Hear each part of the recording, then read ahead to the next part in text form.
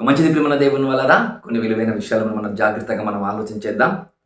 మళ్ళీ ఇప్పటి వరకు ఎన్నో విషయాలను మీ ముందుకు తీసుకురావడం జరిగింది. మళ్ళీ ఈరోజు ఈ విధంగా కూడా మరికొన్ని విషయాలను మనము ఆధ్యాత్మిక కోణములో మనం ముందుకు కొనసాగాలని ప్రభునామమున ప్రేమపూర్వక మీకు తెలియజేయుచున్నాను.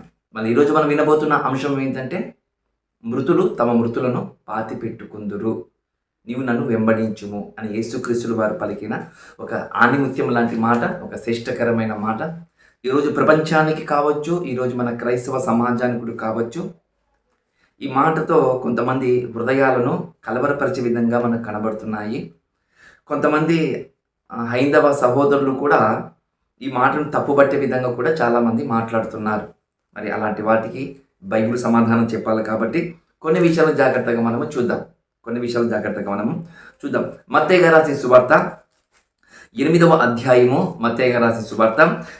అధ్యాయము, మనము 18 నుండి వచనం నుండి మనం జాగ్రత్తగా చదువుకుందాం. ప్రేమ దేవుని వలన 18వ వచనం నుండి జాగ్రత్తగా మనము చదువుకుందాం. 18 నుండి 20 వచనాల వరకు లేదా 22 వచనాల వరకు చూసుకుందాం ఒకసారి.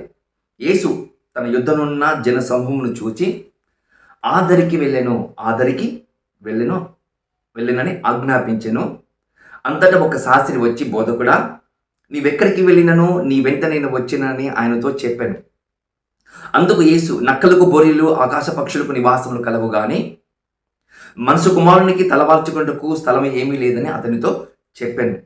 శిష్యులలో మరి ఒకడు, ప్రభువా నేను యుద్ధకు వెళ్ళి ప్రభువా నేను మొదట వెళ్ళి నా తండ్రిని పాతి పెట్టుకుంటకు నాకు సెలవివ్వమని ఆయన అడగగా, యేసు అప్పుడు అంటున్న మాట, యేసు అతన్ని చూచి నన్ను వెంబడించుము, మృతులు తమ మృతులను పాతి పెట్టుకుందురని చెప్పాను. ఇది ప్రేమ దేవుని వలన, మృతులు తమ మృతులను పాతి పెట్టుకుందురు. అలా ఈ విషయం నీకు నేను చెప్పడానికి గల కారణం ఏమిటంటే, మొన్న కరుణాకర్ సుగ్నా గారు బైబిల్ మీద, బైబిల్ అంటేనే పడదు. ఆ బైబిల్ పడని విధానంలో ఒక మాట చూపిస్తున్నాడు. మీ బైబిల్లో తల్లిదండ్రులకు ప్రేమించమని, తల్లిదండ్రులకు సన్మానించమని ఉండదు. యేసు ప్రభుల బోధలు కూడా అలాగనే కనబడతాయి అని చెబుతూ కొన్ని మాటలను ఈరోజు ఇంటర్వ్యూలో చెప్పినట్లుగా మనం చూస్తున్నాం. ఈరోజు ఇంటర్వ్యూలు చేసే వాళ్ళు కూడా ఎలా ఉన్నారు తెలుసా? 4 మాటలు బైబిల్ మీద తప్పుపడితే వాళ్ళకు వ్యూస్ ఎక్కువ వస్తూ ఉంటే, సబ్స్క్రైబ్స్ ఎక్కువగా వస్తూ ఉంటే, అలాంటి వారి దగ్గరికి వెళ్ళి చెప్పండి అని చెబుతూ మాట్లాడేవారు ఈరోజు చాలామంది క్రైస్తవులు ఉన్నారు. వాళ్ళే కనబడుతున్నారా మీకు? పెద్ద పెద్ద క్రైస్తవ్యంలో చాలామంది గొప్పగా మాట్లాడుతున్న వారు ఉన్నారు. వారు మీకు కనపడరా? వాళ్ళు కనపడరు. ఎందుకంటే బైబిల్ ఉన్నది ఉన్నట్లుగా చెప్తారు కాబట్టి. అప్పుడు ఉన్నది ఉన్నట్టుగా చెప్తే ఏమవుతుందో తెలుసా? మీ ఛానల్స్ కావచ్చు, మీ వ్యూస్ రేటు తగ్గిపోతాయి. అప్పుడు ఏమవుతుందో తెలుసా? మీ ఛానల్ మీద దాడులు జరుగుతాయి, మీ మీద దాడులు కూడా జరుగుతాయి. కాబట్టి మీరు అలాంటి వారిని మీరు ముందుకు తీసుకొని రావడానికి రారు. కాబట్టి కొద్దిగా ఆలోచన చేయండి. ఒక దిక్కు అది చెప్తుంటే మరొక దిక్కు ఇంకొక వ్యక్తి చెప్తూ ఉంటే, ఇందులో పరిశీలన తెగింతే వరకు మీరు మాట్లాడడానికి వాళ్ళకు అవకాశం ఇవ్వండి. మీరు అలా ఇవ్వరు. కాబట్టి ఇప్పుడు కొద్దిగా మీరును ఇంకా కరుణాకర్ సుగ్న కూడా కొద్దిగా బుద్ధి చెప్పుకునే విధంగా, కొద్దిగా జ్ఞానం నేర్చుకునే విధంగా కొన్ని మాటలు చెప్పడానికి ప్రయత్నం చేస్తున్నాం. మృతులు తమ మృతులను పాతి పెట్టుకుందురు, నువ్వు నన్ను వెంబడించమని చెప్పబడిన మాటకు అర్థం తెలియక ఈరోజు మన క్రైస్తవ సమాజంలో కూడా అలాగనే ఉన్నారులేండి. మనం ఇంకా చెప్పకూడదు, మన వాళ్ళు కూడా అలా ఉన్నారు. కాబట్టి వాళ్ళ గురించి అంతగా మాట్లాడేది అవసరం లేదు. ఎందుకంటే అలాంటి వారి గురించి మాట్లాడి బురద మన మీద చల్లించుకున్నట్లు అవుతుంది. కాబట్టి అలాంటి కొనాలంలో వద్దు. ప్రేమ దేవుని వల్ల చూద్దాం. అప్పుడు చెప్తున్నాడు యేసు ప్రభువు ఒక మాట అంటున్నాడు. ఏమంటున్నాడంటే, యేసు తన యుద్ధంలో జన సమూహం చూచి ఆదరికి వెళ్ళవలనని ఆజ్ఞాపించాను. అది అక్కడికి వెళ్దాం, ఆదరికి, ఇద్దరి నుండి ఆదరికి వెళ్దాం అని చెప్పే విధంగా మాట్లాడటం మనం చూస్తున్నాం. ప్రేమ దేవుని వల్ల ఈ విధానంలో ఒక మాట అంటున్నాడు. ఇక్కడ ఏమంటున్నాడు? అంతటా ఒక శాస్త్రి వచ్చి, బోధకుడా, నీవెక్కడికి వెళ్ళినను నేను వచ్చేదనని ఆయనతో చెప్పాను. ఒక శాస్త్రి అంటే ఎవరు? శాస్త్రి అంటే పాండిత్యం కలిగిన వాడు. శాస్త్రి పాత నిబంధన మనకు కనబడుతున్న శాస్త్రి అయిన ఎజ్రా అంటే ధర్మశాస్త్రం పట్ల అవపాసం పట్టినవాడు అంటే ధర్మశాస్త్రం పట్ల తనకు జ్ఞానము కలిగిన వాడు అని మనం గుర్తుపెట్టుకోవాలి. మరి అలాంటి జ్ఞానము కలిగిన ఒక వ్యక్తి యేసుక్రీస్తుల వారి దగ్గరికి వచ్చి ఒక మాట అంటున్నాడు. ఏమని అంటున్నాడు? యేసు ప్రభువా, బోధకుడా, నువ్వు ఎక్కడికి వెళ్ళినను నేను నీ వెంట వచ్చేదను. నువ్వు ఎక్కడికి వెళ్ళినను నీ వెంట నేను వచ్చేదను అంటున్నాడు. ఎందుకోసం అంటున్నాడు అంటే కొద్దిగా మనం కూడా ఆలోచన చేయాలి. ఏమని ఆలోచించాలంటే యేసుక్రీస్తుల వారు తాను ఎక్కడికి వెళ్ళినా వేలాది మంది తండోపతండాలుగా తన వెంట వస్తూ ఉంటారు. కడుపుకు డోకా ఉండదు, శరీరానికి డోకా ఉండదు. కడుపుకు డోకా ఉండదు, శరీరానికి డోకా కూడా ఉండదు. ఈ రెండు నేను ఎందుకన్నానంటే ఆయన వెంట వెళితే ఒక బలమైన ఆహారము, రొట్టెలు, చేపలు దొరుకుతాయి. ఒకవేళ ఆరోగ్యం చెడిపోయిందనుకో ఆయన ఎట్లా బాగు చేస్తాడు అని ఒక ఆలోచన భావాలతో తన వెంబడి నడుస్తున్న వారు చాలా మంది ఉన్నారని గుర్తుపెట్టుకోవాలి. ఇప్పుడు ఆయన అన్ని చేస్తున్న ఈ వ్యక్తి, అన్ని చెప్తున్న ఈ వ్యక్తి తాను ఉండటానికి ఏదో ఒక మంచి నివాసం ఉంటుంది, అక్కడికి మనం సుఖముగా ఉండవచ్చు అని ఆలోచన చేసే విధంగా కూడా ఈ శాస్త్రి మనసులో ఉందేమో. ఉందనేది కాదు, ఉంది. ఎలా చెప్తామనంటే ఒక మాట చెప్తాను, జాగ్రత్తగా మీరు అర్థం చేసుకోండి. మాట్లాడుతున్న వ్యక్తి సామాన్యమైన వ్యక్తి కాదు. తనతో మాట్లాడుతున్న వ్యక్తి ప్రభువైన యేసుక్రీస్తుల వారు అంతటి గొప్ప వ్యక్తే. హృదయాలను పరిశీలన చేయగల గొప్ప దేవుడే, అంత గొప్ప దేవుడే ఈరోజు తన దగ్గరికి వచ్చి ఏం మాట్లాడుతున్నాడు, ఎందుకోసం మాట్లాడుతున్నాడు తెలియదా ప్రభువుకి? తెలుసా? ఖచ్చితంగా తెలుసు. తెలిసినందుకు ఒక మాట అంటున్నాడు. ఏమంటున్నానంటే నేను నీతో పాటు వస్తాను ప్రభువా అంటే ప్రభు వెంటనే ఒక మాట అన్నాడు. నానా, ఆకాశ పక్షులకు గూళ్ళు ఉన్నాయి నానా, నక్కలకు బోరీలు ఉన్నాయి నానా, నాకు మాత్రం ఏమీ లేదు అని అన్నాడు. అన్నప్పుడు వెంటనే ఏమని కనపడాలి మనకు? అయ్యా, ఏమైనా సరే నాకు నీతో పాటు ఏమీ లేకుండా అయినా సరే నేను నీతో పాటు వస్తానని ఒక మాట అనాలి ఆ శాస్త్రి. ఎందుకంటే పాండిత్యం కలిగిన వాడు కదా. అన్నాడా? లేదు, అనడు. ఎందుకంటే సుఖానికి మరిగిన వారిని మనం గుర్తుపెట్టుకోవాలి. వెంటనే ఈ మాట అన్న తర్వాత అక్కడ నుంచి ఆ శిష్యుడు, ఆ శాస్త్రి తప్పిపోయాడు, అంటే పక్కల వెళ్ళిపోయాడు. వెంటనే మరొక వ్యక్తి కూడా ఎంటర్ అవుతున్నాడు. ఆ ఎంటర్ అయిన వ్యక్తితోనే ఈ మాట మాట్లాడుతున్నాడు. మృతులు తమ మృతులను పాతి పెట్టుకుందురు, నువ్వు నన్ను వెంబడించమన్నాడు. ఆ వ్యక్తి కూడా ఏమంటున్నాడు? ఒక మాట అంటున్నాడు. ఆ వ్యక్తి ఏమంటున్నాడు? ఒక మాట అంటున్నాడు. ఏమంటున్నాడు? అయ్యా ప్రభువా, ఆ బోధకుడా, ముందుగా నా తండ్రిని నేను పాతి పెట్టుకుంటాను, ఆ తర్వాత నీ దగ్గరికి నేను వస్తాను అంటారు. చూడండి, తండ్రి, నా తండ్రిని పాతి పెట్టుకున్నకు నాకు సెలవిమ్మని అడగగా, నా తండ్రిని పాతి పెట్టుకుంటకు నాకు సెలవిమ్మని అడగగా ఏంటండి? అర్థం కాలేదు నాకు కదా, మీకు కూడా అర్థం కాలేదు. నాకు అర్థమైంది కాబట్టి మీకు చెప్తున్నాను. ఏమని చెప్తున్నా అంటే మరొక వ్యక్తి వచ్చి, మరొక శిష్యుడు వచ్చి ఈ విధంగా అంటున్నాడంట. నా తండ్రి చనిపోయాడు, ముందుగా నేను పాతి పెట్టుకుంటకు నాకు సెలవిమ్మంటున్నాడు. ఎందుకోసం అనాలి? దేనికోసం వినాలనే వచ్చిన ఈ శిష్యుడు కూడా కడుపు తిప్పల కోసం, అంటే దాని పొట్ట కోసము, ఈ శరీర దేహం కోసమే వచ్చినట్లుగా మనకు కనబడుతుంది. నువ్వు ఎలా చెప్తావు సార్, మీరు ఎలా చెప్తారు బ్రదర్ అని ఒక చిన్న మాట అడుగుతాను. జాగ్రత్తగా మీరు ఆలోచన చేసుకుని ఒకసారి ఒక చిన్న ఎగ్జాంపుల్ చెప్పడానికి నేను ప్రయత్నం చేస్తాను. ఒకసారి చూడండి జాగ్రత్తగా. అక్కడ ఏమని కనబడుతుంది చూడు బైబిల్ మనకు. ఆ వ్యక్తి వెంటనే వెళ్ళిపోయిన తర్వాత ఈ వ్యక్తి వచ్చాడు. ఈ వ్యక్తి వచ్చి ఆయన అడగకముందే, ప్రభు అయిన యేసుక్రీస్తుల వారు ఏమి చెప్పకముందే ఈ వ్యక్తి వచ్చి మాట్లాడుతున్నాడు. ఏమని మాట్లాడుతున్నాడంటే ఈ మాటనే మాట్లాడుతున్నాడు. ఏమని? అయ్యా, నా తండ్రి నేను పాతి పెట్టుకుంటకు నాకు సెలవివ్వమని అంటున్నాడు. కొద్దిగా ఆగండి జాగ్రత్తగా. తండ్రి చనిపోయిన వాడు దుఃఖములో ఉంటే, బాధలో ఉంటే, అయ్యా నా తండ్రి చనిపోయాడు, నీ వచ్చి నన్ను రక్షించమని అడగాలనా వద్దా? అడగాలంటే ఖచ్చితంగా అడగాలి. లాజరు చనిపోయిన 4 రోజులకి వచ్చాను బతికించిన వాడు కదా, అంత శక్తి తనకు ఉంది కదా. మరి అలాంటప్పుడు మరొక వ్యక్తి కూడా చెప్పడానికి ప్రయత్నం చేస్తాను. యాయీరు కుమార్తె కూడా ఉంది కదా, తాను కూడా చనిపోయిన అనారోగ్యంతో ఉందని చెప్పినప్పుడు తను వచ్చి నా కూతురు బాగు చేయని చెప్పినప్పుడు మరొకరు వచ్చి చనిపోయిందని చెప్పిన వెంటనే ప్రభువైన యేసుక్రీస్తు అయ్యో నమ్మకం పెట్టుకో అన్నాడు. అంటే చనిపోయిన వారికి ఇష్టమైన వారు ఎవరైనా చనిపోతే నువ్వు నా దగ్గరికి వస్తే నేను నిన్ను నీ ఇష్టాన్ని నేను నెరవేరుస్తాను, నీ బాధను, నీ దుఃఖమును, నీ యొక్క ఆవేదన నేను తొలగిస్తానని అర్థమే కదా. మరి అలా అంటున్నాడు అయ్యన్న, అలా అన్నాడు.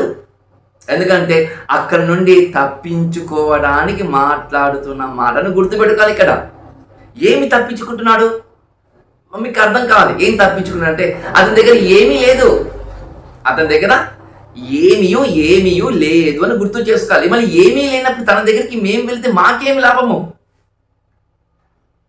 చూడండి, తన దగ్గర ఏమీ లేదు, మరి తన వెంట వస్తే మాకేం లాభం? ఒక ఆలోచన భావాలు కలిగిన శిష్యుడు మనకు కనబడుతుంది ఇక్కడ ఈ వ్యక్తి. అప్పుడు ఆ వ్యక్తితో మాట్లాడుతున్న మాట తెలుసు, ప్రభువుకు తెలుసు. మరొక మాట కూడా నేను మాట్లాడడానికి ప్రయత్నం చేస్తాను, జాగ్రత్తగా వినండి. కరుణాకర్ సుగ్న, జాగ్రత్తగా వినండి. బైబిల్ మీద నీకు ఇంత కూడా పట్టు లేదు, నీకు ఏదో నీకు తెలిసిన 4 మాటలు అది కూడా సరిగ్గా తెలియదు నీకు బైబిల్ గురించి. జాగ్రత్తగా విను. నా దేవుని తప్పుపడుతున్నావు, నువ్వు నూకలు దగ్గర పడతాయి, నీ దినాలు దగ్గర పడతాయి, గుర్తుపెట్టుకో. ఓకేనా? ఓకే, చూద్దాం. ఇప్పుడు ఏమంటున్నాడు, నా ముందు నన్ను వెంబడించు, మృతులు తమ మృతులను పాతి పెట్టుకుందని అంటున్నాడు కదా. బాగా గుర్తుపెట్టుకోండి. తండ్రి చనిపోతే ఎక్కడ ఉండాలండి? ఆ శిష్యుడు తండ్రి చనిపోతే ఎక్కడ ఉండాలి? తండ్రి దగ్గర ఉండాలి.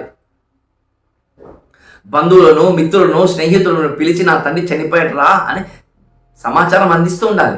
అలా చేస్తున్నాడా? అలా కూడా చేయటం లేదు. అంటే తన ఏదో ఉందంటే తనతో పాటు ఉంటే మన సుఖంగా ఉంటున్న ఒక ఆలోచన కలుగుతుంది ఇప్పుడు మన దేవుని వల్లగా. మళ్ళీ వెంటనే ప్రభు ఒక మాట అంటున్నాడు, ఏమంటు నువ్వు నన్ను వెంబడించు అంటే. ఈ మాట కరుణాకర్ సుగ్న ఏమన్నదంటే, ఏమండి బైబిల్ ఎవరు వాళ్ళ నాన్న చనిపోయారని చెప్పితే వాళ్ళ నాన్న శవం ఎవరైనా పాతి పెట్టుకుంటారులే, ముందు నన్ను వెంబడించమంటే తల్లిదండ్రులకు విలువలు ఇస్తున్నాడా? యేసు ప్రభువు వారి తల్లిదండ్రులకు విలువని ఇస్తున్నాడా అని ఒక మాట మాట్లాడాడు. కరుణాకర్ సుగ్న, జాగ్రత్తగా విను. మీరు కూడా జాగ్రత్తగా వినండి ప్రియ దేవుని సంగమా. అలా మాట్లాడుతుంటే ఒక మాట మనం గుర్తు చేసుకోవాలి, ఒక మాటను మనం గుర్తుకు చేసుకోవాలి. ఏంటిది ఆ మాట అంటే బాగా జాగ్రత్తగా ఒకసారి వినండి. సంఖ్యాకాండంలో ఒక మాట మనకు కనబడుతుంటది. వచ్చిన వాళ్ళు సామాన్యమైన వాళ్ళు కాదు, అక్కడున్న వాళ్ళు ఇశ్రాయేలు ప్రజలతోనే దేవుడు మాట్లాడుతున్నాడు. ఇశ్రాయేలు ప్రజలకు ఒక ఆజ్ఞ ఉంది. ఏంటిది ఆజ్ఞ ఉందంటే ఒకసారి సంఖ్యాకాండము 19వ అధ్యాయం చూద్దాం. ఒకసారి మనం సంఖ్యాకాండము 19వ అధ్యాయం జాగ్రత్తగా చూద్దాం. సంఖ్యాకాండము 19వ అధ్యాయం 11వ వచనం 12వ వచనం జాగ్రత్తగా చదువుకుందాం. 11వ వచనము 12వ వచనం జాగ్రత్తగా చదువుకుందాం. ఏ నరశవమును ముట్టిన వాడు 7 దినములు అపవిత్రుడుగా ఉండును. ఏమంటున్నాడు ఇక్కడ? పాత నిబంధనలో ఎవరైనా ఒకరు చనిపోతే, వాళ్ళ బంధువులు కావచ్చు, ఎవరైనా స్నేహితులు కావచ్చు, ఎవరైనా చనిపోతే ఆ చనిపోయిన ఆ యొక్క శవాన్ని ఆ మృతదేహాన్ని, ఆ భౌతిక దేహాన్ని ఎవరైనా తాకితే వారు 7 దినముల వరకు ఏముంటారంట? అపవిత్రంగా ఉంటారట. ఎలా ఉంటారంట? అపవిత్రంగా ఉంటారట. బైబుల్ చెప్తున్న మాట. ఒకవేళ అలాంటి వాడు వాళ్ళ నాన్న చనిపోయాను ఒకవేళ అనుకుంటే తను అక్కడ ఉండాలి. ఎందుకంటే అందరినీ అపవిత్రంగా చేయకూడదు. కింద ఒక మాట చూడండి, కింద 12వ మాట 12వ వచనం. అతను 3 దినములు ఆ జలముతో పాటు శుద్ధి చేసుకొని 7 దినములు పవిత్రుడు అగును. అయితే వాడు 3 దినమున పాపశుద్ధి చేసుకొని ఈయన ఎడల 7వ దినమున పవిత్రుడు కాడు. అంటే ఒక శవాన్ని ముట్టిన తర్వాత తను అపవిత్రుడు అయిపోతాడు. అపవిత్రుడు అయిపోయిన తర్వాత ఇంకా వాడిని ఎవరైనా తాకితే, ఎవరైనా ముట్టితే వాడు కూడా అపవిత్రుడుగానే అవుతాడు. అవుతాడని గుర్తు పెట్టుకోవాలి. మరొక మాట చెప్తూ చూడండి, బైబిల్ జాగ్రత్తగా చూడండి. ఒకసారి 20వ వచనం చదువుతాను, మీకు ఏమని చెప్తూ చూడండి. అపవిత్రుడు పాపశుద్ధి చేసుకొని ఎడల అతి మనుషులు సమాజం నుండి కొట్టివేయబడును. అంటే 7 దినముల వరకు వారు అక్కడనే ఉండాలి, ఆనే ఉండాలి. వాళ్ళ తండ్రి యొక్క సంస్కారాలంతా దాన ధర్మ కార్య అంటే భౌతిక దేహాన్ని మట్టిలో మట్టి కలిపేంత వరకు తను అక్కడే ఉండాలి. అక్కడ ఉన్న తర్వాత తన అపవిత్రంగా ఉన్న తనను పవిత్రపరచబడిన తర్వాత అప్పుడు రావాలి. అలాంటప్పుడు రాకుండా అలాగనే అపవిత్రుడుగా ఉంటే సమాజం చెప్తుంది వాడిని చంపేయండి, సమాజం కొట్టివేయని చెప్తుంది బైబిల్. మరి అలాంటి తెలిసిన ఆ వ్యక్తి యేసుక్రీస్తుల వారి దగ్గరకు వచ్చి అంతమందిలో నా తండ్రి చనిపోయారని చెబుతున్నాడంటే జాగ్రత్త వినండి. చనిపోయారంటే పక్కన ఉన్న వాళ్ళు అపవిత్రులు అవుతారా, లేదా తాకిన వాళ్ళందరూ? ఖచ్చితంగా తాకిన వాళ్ళు అవుతారు. మరొక మాట కూడా, వెంటనే తెలిసిందనుకోండి, లేదయ్యా ఎవరో వచ్చి చెప్పారు తండ్రి చనిపోయాడంటే, అవును తండ్రి చనిపోయాడని ఎవరైనా సమాచారం అందించారని అనుకోండి. ఇప్పుడు అందించారని అనుకున్నప్పుడు తండ్రి మీద ప్రేమ ఉన్నవాడు ఏం చేయాలి తెలుసా? ఏం చేయాలి? తీసుకొని వెళ్ళాలి. తండ్రి మీద ప్రేమ ఉన్నవాడు తీసుకొని పోవాలి. అలా లేదంటే తన దగ్గర ఏమీ లేదని తెలిసింది కాబట్టే ప్రభు ఈ మాట అంటున్నాడు, ముందు నన్ను వెంబడించు, మృతులు తమ మృతులను పాతి పెట్టుకుందని అంటున్నాడు ప్రేమన్న దేవుని వలన. ఆ మాట చూడండి. ఇప్పుడు కొద్దిగా లోతుగా వెళ్ళి ఆలోచించడానికి మనం ప్రయత్నం చేద్దాం. ఏంటిది ఆ ప్రయత్నం అంటే, జాగ్రత్తగా ఒకసారి ఆలోచించండి. ఇప్పుడు మృతులు అంటే మనకు అర్థం కావాలి, అది చనిపోయిన వారు, భౌతిక దేహము. నేను చనిపోయాను అనుకోండి, ఇది భౌతిక దేహము, ఇది మొదటి మరణం. ఇప్పుడు రెండవ మరణం కూడా ఉంది. రెండవ మరణం ఏముంది? రెండవ మరణం అంటే అంటే మనము ఇంకొక మరణం అంటే పాపముల చేత అపరాధముల చేత చచ్చిన వారిని ఉండగా అంటాడు. ఎఫెసీయులకు రాసిన పత్రికలో 2వ అధ్యాయంలో 1వ వచనంలో 2వ వచనంలో మాట అంటాడు ఆయన. మీరు భౌతికంగా చనిపోయిన వారు ఒక ఎత్తు, రెండవది పాపముల చేత అపరాధముల చేత చచ్చిపోయిన వారు ఒక ఎత్తు, మూడవ మరణం కూడా ఉంది. ఈ మూడవ మరణం ఏదయ్యా అంటే, నువ్వు జీవించుచున్నామని పేరు మాత్రం ఉన్నది, నీవు మృతుడవే. ప్రకటన గ్రంథము 3వ అధ్యాయము 1వ వచనం. చూడండి, మనం 3 మరణాలు మనకు కనబడుతున్నాయి ఇక్కడ. 3 మరణాలు మనకు కనబడుతున్నాయి ఇక్కడ. ఇప్పుడు ఒక మాట అడుగుతాను, మన పాపముల చేత అపరాధముల చేత చచ్చిన వారంటే మనమందరం ఒకప్పుడు, నీవు నేను మనమందరము పాపములో చనిపోయిన వారము. ఆదాము గర్భములో నుండి వచ్చిన ప్రతి ఒక్కరము ఈ భూమి మీద దేవుడు యథార్థవంతులుగా దేవుడు మనల్ని పుట్టిస్తే మనకి ఇష్టమైన త్రోవలో నడుచుకుంటూ వెళ్ళిపోయి దేవుని దృష్టికి మన పాపులుగాను మనం మిగిలిపోయాం ప్రేమన్న దేవుని వలన. అలా మిగిలిపోయిన మనల్ని బైబుల్ చెప్తున్న మాట, మీరు పాపముల చేతను అపరాధముల చేతను మీరు చచ్చిన వారై ఉండగా, మీరు చనిపోయారు. అలా చనిపోయిన మిమ్మల్ని నజరేయుడైన యేసుక్రీస్తుల వారు, అభిషిక్తుడైన యేసుక్రీస్తుల వారు మిమ్మల్ని రక్షించడానికి, మిమ్మల్ని కాపాడడానికి ఆయన వచ్చాడని చెప్తున్న మాట ప్రేమన దేవుని వల్ల మనకు. ఇది రెండవ మరణము.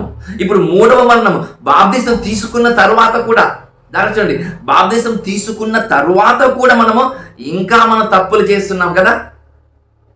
బాప్తిసం తీసుకున్న తర్వాత సంఘానికి వెళుతూ ప్రార్థన చేసుకుంటూ కానుకలిస్తూ ఇంకా మనం తప్పులు చేస్తున్నాం కదా. మరి దీనేమంటారు? బైబుల్ చెప్తుంది, ప్రకటన గ్రంథము 3వ అధ్యాయం 1వ వచనము, ఒరే నీ పేరు మాత్రం ఉన్నది, నీకు పేరు మాత్రం ఉన్నది, నువ్వు మృతుడవే అని బైబుల్ చెప్తున్న మాట బాగా జాగ్రత్తగా ఆలోచించేయండి ప్రేమన దేవుని వల్ల. బాగా ఆలోచించేయండి. ఇప్పుడు కూడా మనం చచ్చిపోయిన వారిగా ఉన్నామంట. పాపముల చేత చచ్చిపోయామా? అవును, పేరు మాత్రం ఉన్నది, మనం చనిపోయామంట. ఎలా అంటే, మనకు బైబిల్ అంటే అంత ఇంట్రెస్ట్ లేదు, మనకు సత్యవాక్యం అనేది అంత మనకు నమ్మకం మనకు లేదు. మనకి ఏం నమ్మకం ఉందంటే, ఎక్కడ మనకు శరీరాలకు మేలు కలిగి చేసే విధంగా ఎక్కడైతే బోధ జరుగుతుందో ఆ బోధకి మనము అట్రాక్ట్ అవుతాము, ఆ బోధకి మనము పాటిస్తాం, ఆ బోధకి మనము దారదత్తం చేస్తాం మన జీవితాలను.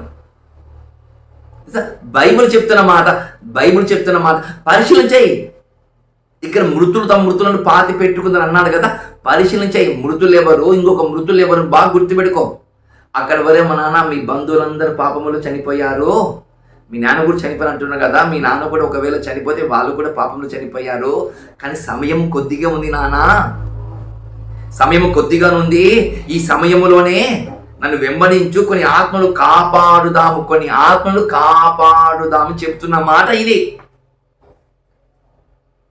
పరిశీలన జ్ఞానం ఇది. ఇప్పుడు మనకు సమయం ఎంత ఉంది? సమయం 100 సంవత్సరాలు ఉందా? 120 సంవత్సరాలు ఉందా? 500 సంవత్సరాలు ఉందా?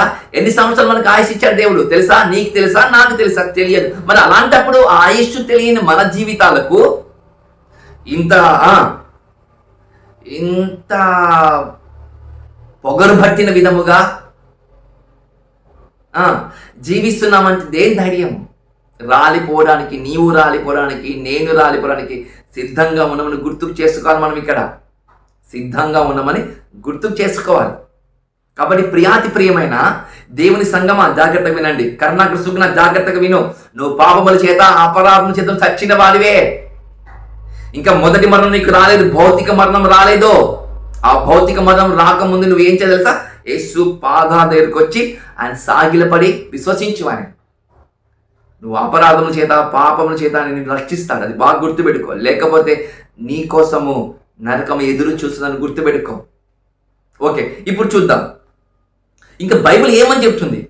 ఇంకా మనం బైబిల్ ఏమని చెప్తుంది జాగ్రత్త ఒకసారి చూడండి. ప్రేమల దేవుని వల్ల హెబ్రీయులకు రాసిన పత్రిక 3వ అధ్యాయము, హెబ్రీయులకు రాసిన పత్రిక 3వ అధ్యాయము 12వ వచనం. హెబ్రీయులకు రాసిన పత్రిక 3వ అధ్యాయము 12వ వచనం. జాగ్రత్త ఒక మాట చూసుకుందాం. 3:12 ఏమంటారు చూడండి. సహోదరులారా, జీవము గల దేవుని విడిచిపోవునట్టి విశ్వాసం లేని దుష్టయుగము మీలో ఎవరి ఎందైనా ఒకవేళ ఉండునేమో అని జాగ్రత్తగా చూచుకొనుడి. సంగమా జాగ్రత్తగా వినో. సంఘానికి వస్తున్నావు, కూర్చుంటున్నావు, ప్రార్థన చేసుకుంటున్నావు, నువ్వు వెళ్ళిపోతున్నావు. నువ్వు అలా అనుకుంటే నీవు దుష్ట హృదయం కలిగిన వాటితో సమానము. దేవుని మాటకి విలువనివ్వకుండా, దేవుని మాటకు నువ్వు లోబడకుండా నువ్వు బతుకుతున్నావంటే నీలో దుష్ట హృదయం ఉంది. నీలో దుష్ట హృదయం ఉంది. నీలో విశ్వాసం లేదు. నీలో విశ్వాసం లేదు. చూసుకో. దేవుని మాట, ఆయన శబ్దము వినబడుతుంది. ఇప్పుడైనా కోపం తెచ్చుకొని బతుకో, రోషము తెచ్చుకొని బతుకు ఆయన కోసము. ఆయన పాపములను కడిగివేయడానికి మన దగ్గరికి వచ్చారని బతుకో. ప్రతి దినమును ఒకటి బుద్ధి చెప్పుకుంటూ ప్రతి ఒక్కరు మనం ఒక్కరేం చేస్తా మన హృదయాలను మనం దృఢపరచుకుంటూ క్రీస్తుతో పాటు నడవాలని చెబుతున్న మాట ప్రేమన దేవుని వల్లదా. ఇంత మంచి మాట బైబిల్ చెప్తుంటే ఈరోజు మన వాళ్ళు ఉన్నారు, వెళ్తుంటారు. ఆలోచన చేసుకుని ఒకసారి మన జీవితాలు, మన క్రమ విధానం బాగాలేదు కాబట్టి మనం ఇది తప్పు పడుతున్నాను అంటున్నా. నేను తప్పులు పడుతున్నారు. బైబిల్ చెప్తుంది ఒక పవిత్రమైన అలంకరణ కలిగి ఉండమని చెప్తుంది. 95వ కీర్తనలో 7-8 వచనాలు ఒక పవిత్రమైన అలంకరణ కలిగి ఉండు. దేవుని నామానికి మహిమపరిచే విధంగా కలిగి ఉండు. దేవుని కోసం జీవించే విధంగా ముందుకు నడువు. 10 మందికి నీ ప్రవర్తన ద్వారా నువ్వు కూర్చునేటప్పుడు ఆయన మహిమపరచాలి, నిలబడ్డప్పుడు ఆయన మహిమపరచ పొందాలి. నువ్వు మాట్లాడుతుంటే ఉప్పు వేసినట్లు ఉండాలి తెలుసా. అలాగ ఉండమని క్రైస్తవ సమాజానికి బైబిల్ చెబుతున్న మాట. కాబట్టి ప్రియాతి ప్రియమైన దేవుని సంగమా, మృతులు తమ మృతులను పాతి పెట్టుకుందరంటే మనం ఇంకా మృతులుగా ఉన్నామేమో, జీవించుచున్నామని పేరు మాత్రం ఉన్నదేమో. పాపముల చేత అపరాధం చేత చచ్చిపోతే మనం రక్షించాడు. ఇంకా రక్షించిన తర్వాత కూడా ఇంకా దేవుని వాక్యానికి లోబడలేక ఉన్నామేమో. జాగ్రత్త. మనం అందరం పరిశీలన చేసుకుందాం. సమీపము, ఆయన రాకడ సమీపంగా దగ్గరగా ఉన్నది. మనమందరము నిష్ఠ కలిగి, పవిత్రం కలిగి ఆయన సేవ చేసుకుంటూ మరణిద్దామని ప్రభునామను కోరుకుంటూ ఈ కొద్ది మాటలు ముగిస్తున్నాను. అందరికీ వందనములు.